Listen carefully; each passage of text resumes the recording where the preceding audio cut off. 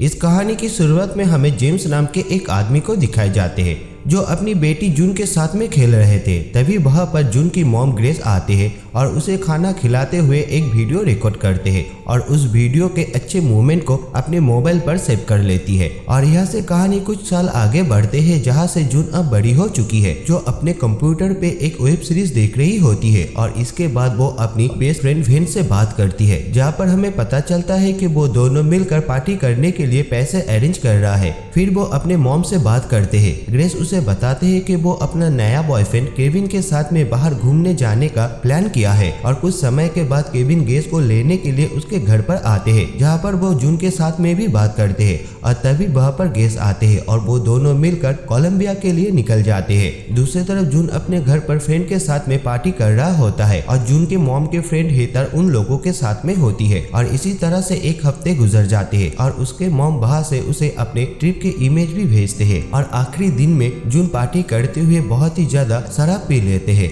और रात में वो अपने मोबाइल पर पुराने वीडियो देखकर अपने डैड को याद करते हुए सो जाते हैं। और अगले दिन सुबह वो अपनी मॉम को लेने के लिए एयरपोर्ट में चली आती है, पर बहुत टाइम वेट करने के बाद भी उसके मॉम और केविन नहीं आते हैं। और इसी वजह से जून अपने मॉम को कई बार कॉल भी करते हैं, पर उसका फोन ऑफ रहते हैं। इसीलिए वो उसे वॉइस मैसेज भी सेंड करते हैं, पर उसे रिप्लाई नहीं आते हैं। और वो वापस आकर होटल में कॉल करते हैं जहाँ पर वो लोग रुका था। और उसे पता चलता है कि वो दोनों अपने सामान होटल में ही छोड़कर चले गए और वापस नहीं आए। जिस बात को सुनकर जून बहुत ही परेशान हो जाती है और वो हेतर को फोन करके इस बारे में बताते हैं। और वो जून को कहते हैं कि वो इसके बारे में पुलिस के पास में जाकर बात करेंगे। और अब 2 दिन बीत जाते हैं, पर जून को उनकी मॉम की कोई भी खबर नहीं मिलते है। वो ऑफिसर को बताते हैं कि होटल के फुटेज को चेक करे, पर वो ऑफिसर उसे कहते हैं कि वो अपनी तरफ से हर कोशिश कर रहा है। और पुलिस ऑफिसर उसे कहते हैं कि उसके मॉम ने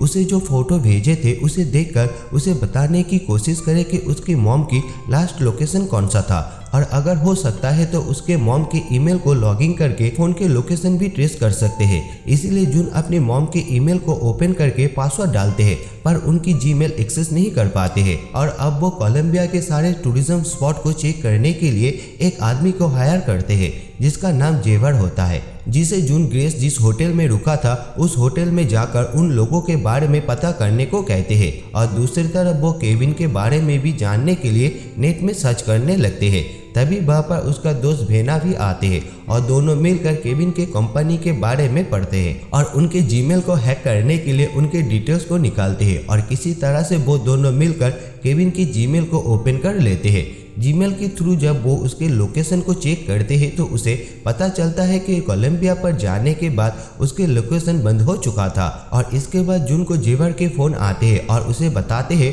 होटल में रहने वाले लोग कहा है कि वो लोग सैटरडे को होटल से टूरिस्ट साइट में घूमने के लिए गए थे और लौटकर नहीं आए। जून जेवर को इस बारे में पता करने के लिए कहते हैं कि वो लोग वहाँ से और कहाँ पर जा सकते हैं। और इसके बाद वो केविन के जीमेल से उनके क्रेडिट कार्ड के सारे डिटेल्स को चेक करते हैं, जहाँ पर उसे एक स्टोर के बारे में पता चलता है जहाँ पर उसने लास्ट क्रेडिट कार्ड को यूज किया था। इसीलिए वो जेवर को उस स्टोर पर जाने के लिए कहते हैं। और इसके बाद जून केविन के मेल पर मैसेज चेक करते हैं और उसे पता चलता है कि वो बहुत सारे लड़कियों के साथ में रिलेशन बनाकर उनके पैसे को लूट लेते हैं। और ये जानने के बाद वो पुलिस ऑफिसर को केविन के बारे में बताते हैं। इसके बाद केविन के जीमेल में एक लड़की की मैसेज को चेक करते हैं जिसके साथ में केविन 2 हफ्ते पहले ही मिला था। और इसके बाद वो मेल पर केविन के रेगुलर विजिट के लोकेशन को चेक करते हैं और उसे वहाँ पर एक लोकेशन मिलते हैं जहाँ पर वो हमेशा से जाते हैं, जो एक गेस्ट हाउस होते हैं। और वो उस गेस्ट हाउस के फोन नंबर निकल कर वहाँ पर फोन करते हैं तो वहाँ पर उसे पता चलता है कि वो पहले एक क्रिमिनल था, पर वो जेल से निकलने के बाद एक शरीफ इंसान बन चुका था। दूसरी तरफ जेवर कॉल करके उसे बताते हैं कि वो जो स्टोर में गया था वहाँ पर केविन ने एक लॉक खरीदी थी। और इसके बाद वो फिर से केविन के जीमेल को चेक करते हैं जहाँ पर उसे पता चलता है कि वो दोनों लवली नाम के एक डेटिंग ऐप्स थ्रू मिला था। और वो केविन के मेल एड्रेस और पासवर्ड डालकर उस ऐप को लॉगिन कर लेती है और अपने मॉम के भेजे हुए हर मैसेज को पढ़ने लगती है, जहाँ पर उसे एक वीडियो से पता चलता है कि उसके मॉम ग्रेस को अपनी दर्दनाक पास्ट के बारे में बताना चाहती चाहते थे और वो दोनों एक दूसरे से बहुत ही ज़्यादा प्यार करते हैं। और यहाँ पर जून को अपने मॉम की पास्ट के बारे में कुछ भी पता नहीं था और वो फिर से कोलंबिया के टूरिज्म स्पॉट को चेक करते हैं जहाँ पर उसे सिटी लव लॉक ब्रिज के बारे में पता चलता है और वो जेवर को वहाँ पर भेजते हैं ये चेक करने के लिए कि उसके मॉम केविन के साथ में जो स्टोर से लॉक खरीदी थी क्या वो लॉक वहाँ पर है या नहीं। तो जेवर उसे बताते हैं कि वो दोनों यहाँ पर आए थे और यहाँ पर उनके नाम के लॉक भी है, इसीलिए वो ऑनलाइन पर उस एरिया के लाइव फुटेज को चेक करने लगते हैं और उस फुटेज में अपने मॉम और केविन को एक साथ में देख लेते हैं जहाँ पर केविन ग्रेस को प्रपोज करते हैं। तभी उसे एक कॉल आते हैं जो एजेंट पार्क नाम के एक आदमी के होते हैं जो इस केस को हैंडल कर रहा था और वो उसे एक वीडियो सेंड करते हैं और वो जब उस वीडियो को ऑन करते हैं तो वो देखते हैं कि उनके मॉम को और केविन को किसी ने किडनैप कर लिया है और वो एजेंट उसे बताते हैं कि वो बहुत ही जल्दी उस किडनैपर के बारे में पता लगा लेंगे। इसके बाद वो फिर से जेवर को कॉल करते हैं और उसे इसके बारे में बताते हैं और इसी बारे में पता करने के लिए कहते हैं। इसके बाद वो अपने मॉम को याद करते हुए उसके भेजे गए इमेज को देखते हैं। तभी वहाँ पर उसे एक लाइव फोटो भी देखने को मिलते हैं और जब वो उसे प्ले करते हैं तो वो देखते हैं कि वो उसके मॉम नहीं है बल्कि दूसरे कोई और औरत होती है जिसका नाम रिचल होते हैं, जिसे देखकर वो समझ जाती है कि केविन के साथ में जो गई थी वो उसके मॉम नहीं बल्कि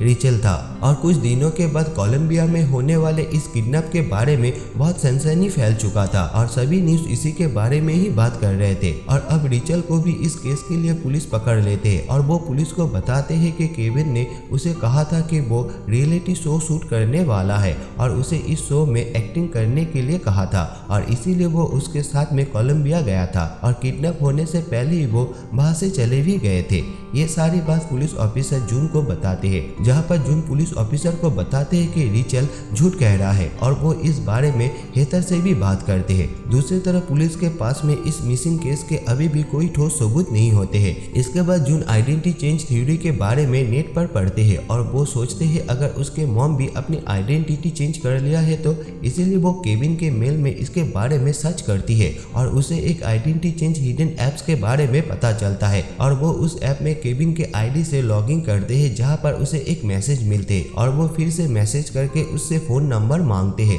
और रिप्लाई में उसे फोन नंबर मिल जाते हैं और जब वो उस फोन नंबर को चेक करते हैं तो वो नंबर हेतर के होते हैं जिसे देखकर जून उसे मिलने के बारे में सोचते हैं और उससे मिलने जाने से पहले वो एक कैमरा वाले वॉच खरीदते हैं ताकि वो उसके हर बात को रिकॉर्ड कर सके और जब वो उसके घर जाते हैं तो देखते हैं कि घर के सारे सामान बिखरा पड़ा हुआ है और घर के अंदर उसका लाश भी पड़ा हुआ होता है। वो वापस घर में आकर इसके बारे में ऑफिसर से बात करते हैं और कुछ समय के बाद जून के फ्रेंड वेना उसे एक वीडियो सेंड करते हैं जिस वीडियो से उसे पता चलता है कि कोलंबिया के पुलिस केविन को शूट आउट में मार डाला है और इस वीडियो को देखकर जून और भी ज्यादा दुखी हो जाते हैं और अपनी मॉम के भेजे हुए मैसेज को देखने लगते हैं और अपने मोबाइल लेकर अपने मॉम के भेजे हुए वॉइस मेल को चेक करते हैं और रोने लगते हैं और तभी एक वॉइस मेल सुनकर उसे याद आते हैं कि उसके मॉम उसे जून बाग बुलाकर बुलाती थी और वो अपने मॉम के जीमेल को ओपन करने के लिए जून बाग लिखकर पासवर्ड डालते हैं और उसके मॉम की जीमेल ओपन हो जाते हैं और वो सबसे पहले अपनी मॉम की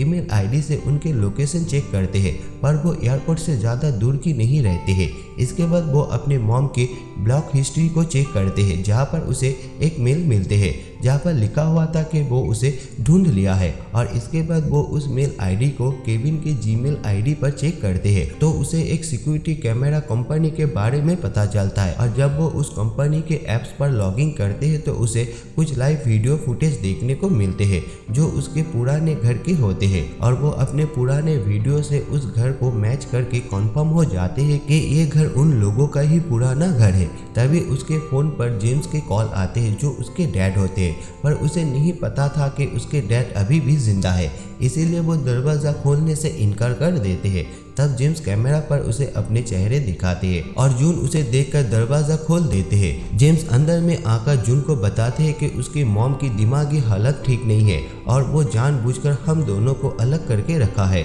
और अपने पहचान भी बदल लेते हैं ताकि मैं तुम तक कभी भी पहुंच ना पाऊँ और वो खुद प्लानिंग करके मुझे जेल में भेज दिया था। और ये बात सुनकर जून को उसके डैड के ऊपर में शक हो जाते हैं और उसे समझ में आ जाते हैं कि जेल के अंदर में ही वो केविन के साथ में मिलकर प्लान बनाया था मॉम को किडनैप करने का। तभी वहाँ पर वेनी के कॉल आते हैं और जब वो उस कॉल को रिसीव करने जाते हैं तब जेम्स उसे रोक लेते हैं और ज़बरदस्ती उसे उठाकर लेकर जाते हैं। और यहाँ से कहानी फिर से पास्ट में चले आते हैं जहाँ पर हम लोग पहले देखे थे जेम्स अपनी बेटी के साथ में खेल रहा है और इस वीडियो से हम लोगों को पता चलता है कि ग्रेस और जेम्स के रिलेशन बिल्कुल भी अच्छा नहीं था और जेम्स ग्रेस के ऊपर में हद से ज़्यादा टॉर्चर करते थे, इसीलिए वो उसके बारे में पुलिस को रिपोर्ट कर देती है और इस केस को लड़ने के लिए वो हेथर को हायर करते हैं और जेम्स को 10 साल की सजा हो जाते हैं और हेथर ने ही उसे अपने आइडेंटिटी चेंज करने में मदद की थी और इसी बात का बदला लेने के लिए जेम्स ने हेथर को मार डाला था। और इसके बाद हमें फिर से प्रेजेंट टाइम पर दिखाए जाते हैं जहाँ पर जेम्स जून को एक कमरे में बंद करके रखा है और उस कमरे से निकलकर ग्रेस के कमरे में जाते हैं जहाँ पर ग्रेस को बंदी बनाकर रखा था और वो उसे वहाँ पर मरने की कोशिश करते हैं पर ग्रेस उसके ऊपर में हमला करके उसे बेहोश कर देते हैं और वहाँ से भागकर सीधे अपने बच्चे के पास में आते हैं और उसे वहाँ से छुड़ा कर निकलने ही वाला होता है तभी वहाँ पर जेम्स आकर दरवाजा को बाहर से बंद कर देते हैं। इसके बाद जून अपने आवाज से जेवर को कॉल करते हैं और अपने सिचुएशन के बारे में बताते हैं और अपने पुराने घर के एड्रेस भी देते हैं। इससे पहले वो कुछ और भी कह पाते नेट अचानक से बंद हो जाते हैं तभी वहाँ पर जेम्स आ जाते हैं और जून को अपने साथ में चलने को कहते हैं पर ग्रेस उसे साथ में ले जाने से मना कर देते हैं जिस बात पर जेम्स गुस्से में आकर ग्रेस को गोली मार देते हैं और जून को जबरदस्ती करके यहाँ से ले जाना चाहते हैं। तभी ग्रेस पीछे से आकर एक ग्लास के टुकड़े से जेम्स के ऊपर में हमला कर देते हैं और खुद बेहोश हो जाते हैं और घायल हालत में जेम्स फिर से घर के दरवाजा को बंद करके